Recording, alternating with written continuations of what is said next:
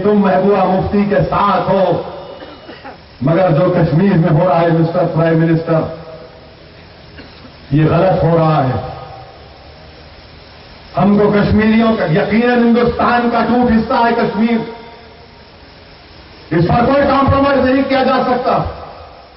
कश्मीर हिंदुस्तान का टूट हिस्सा है, मगर क्या कश्मीर हिंदुस्तान का टूट हिस्सा नहीं है?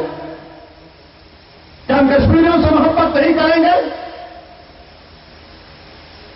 और सवाल यह पैदा होता है कि हरियाणा में जाटों ने एहतजाज किया, और जब जाटों ने एहतजाज किया तो हरियाणा में पुलिस का एक डिपो था जहां पर हथियार रखे हुए थे, हथियार, वो पूरा हथियार लेके भाग गए दूल्हे भाई पूरे। एक गोली नहीं चलाए वहां पर, बड़े बड़े गाड़ियों के शोरूमों को जला दिया, एक गोली नहीं चलाए वहां पर। पैलेट के गोलियां आप चला रहे हैं, ये डिफरेंस क्यों? फिर डिफरेंस क्यों है? ये मेरा सवाल है ये। और हम हिंदुस्तान की हमारी हुकूमत से मुतालबा करते हैं कि दुनिया हमारे मुल्क के तमाम आई स्पेशलिस्ट को जमा किया जाए और उनको कश्मीर को भिजाकर, जिनकी आंखों पर गोलियां पड़ी हैं, वहां पर डॉक्टर जाकर उनका इलाज करें।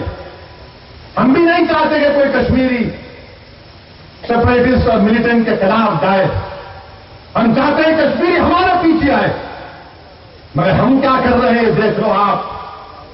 क्यों नहीं आप बातचीत करते? आपके एजेंडा ऑफ अलायंस में बात आपने कही है, क्यों नहीं आप उसको अमलावरी करते? हिंदुस्तान के वजीर आजम को कुछ रिएक्ट करना पड़ेगा।